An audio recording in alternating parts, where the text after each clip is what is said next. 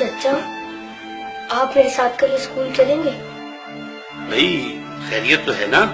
نہیں، وہ میں نے اپنے اسکول کی فیس جمع نہیں کروائی۔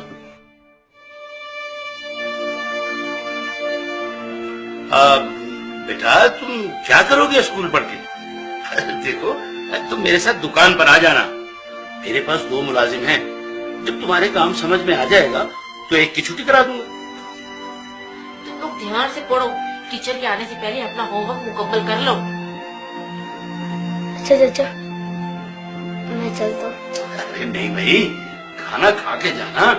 ہائے ابھی ہمارا کھانا تیار نہیں ہوا۔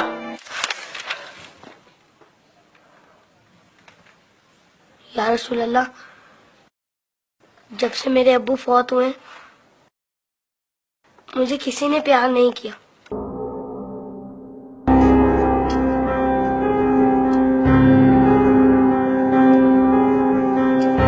لوگ مجھے لاوارث سمجھتے ہیں، مگر یتیموں کے وارث تو آپ ہیں۔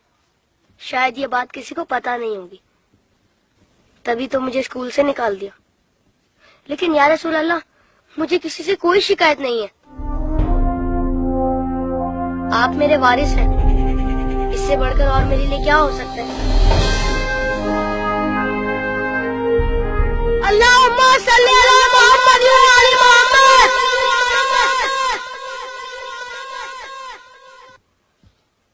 اپنی ولادت کے موقع پر میرا یہ درود شریف قبول فرمائیے۔ سنا ہے آپ اپنے نوازوں سے بہت پیار کیا کرتے تھے۔ امام حسن علیہ السلام اور امام حسین علیہ السلام کو کندھوں پر بٹھا کر سیر کرایا کرتے تھے۔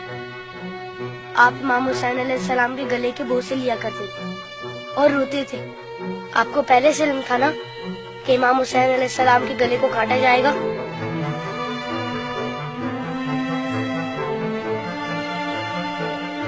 کیا آپ کو کسی نے ممبر سے اتر کر امام حسین علیہ السلام کو گود میں لیتے ہوئے نہیں دیکھا تھا؟ آپ نے تو خطبے کے بیچ میں انہیں گود میں لے کر کہا تھا، اسے پہچان لو، یہ حسین ہے، اسے کبھی تکلیف مت دینا، اس کی ہمیشہ مدد کرنا۔ جس نے حسین سے محبت کی اس نے مجھ سے محبت کی۔ کیا یہ سب کسی نے نہیں سنا ہوگا؟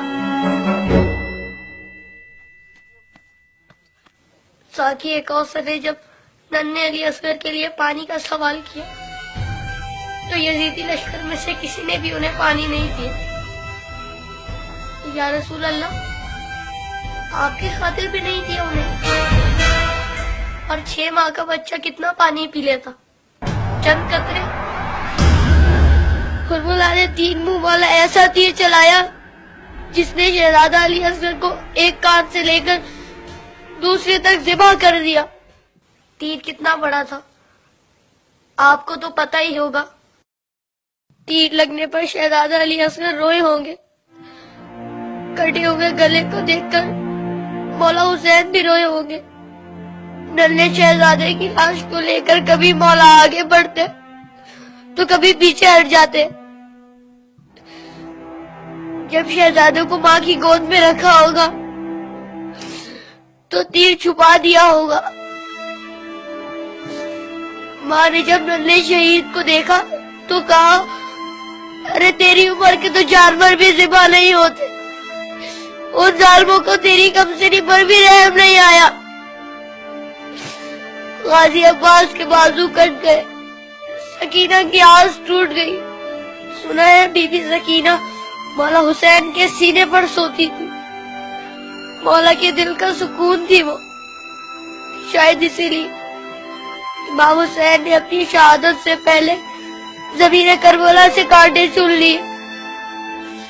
میرے بعد کہیں میری بیٹی کے پاؤں میں کانٹے نہ چبھ جائے۔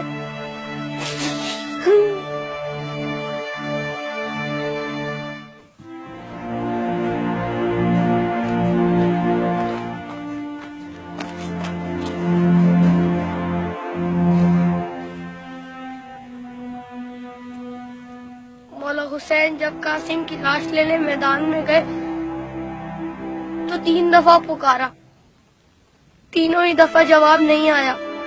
پھر فرمایا، امام ہو کر حکم دیتا ہوں، بتاؤ کہاں ہو تم؟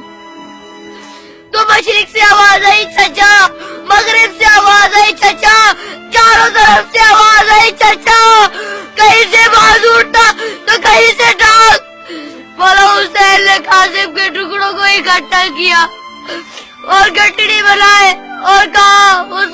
غریب ہو گیا.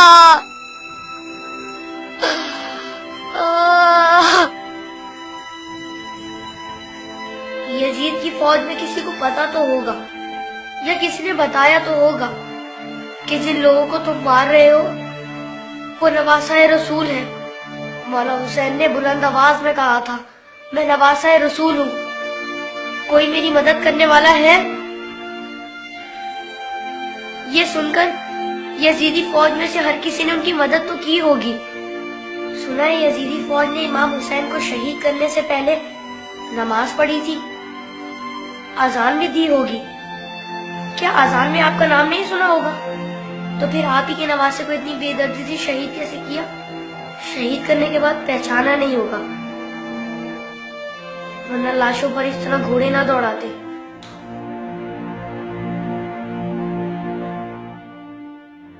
عمر سعد کے بعد شمر نے آ کے کہا میرے حصے کا سر کہاں ہے؟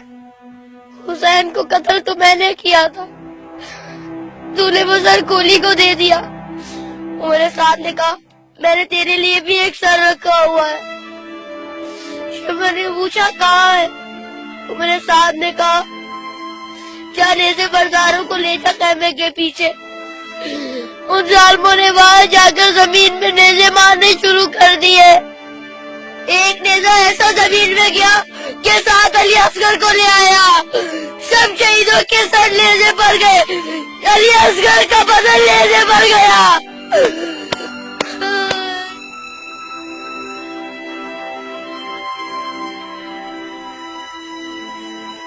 ان ظالموں نے جب بیویوں کو ننگے سر بازاروں میں پھرایا تو امام حسین کے سر نے تلاوت شروع کر دی,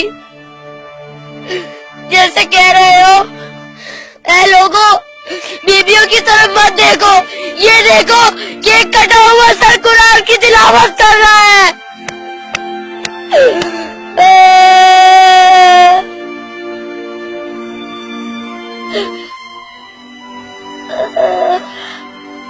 جب میں کربلا کا ذکر کرتا ہوں تو میری تکلیف مجھے بہت چھوٹی لگتی ہے یا رسول اللہ. جب جب آپ مجھے یاد آتے تب تب مجھے کربلا والے یاد آتے. مجھے پتا ہے آپ اس منظر کو کبھی نہیں بھلا سکتے. جس منظر کو آپ نہیں بھلا سکتے اسے ہم کیسے بھلا دیں؟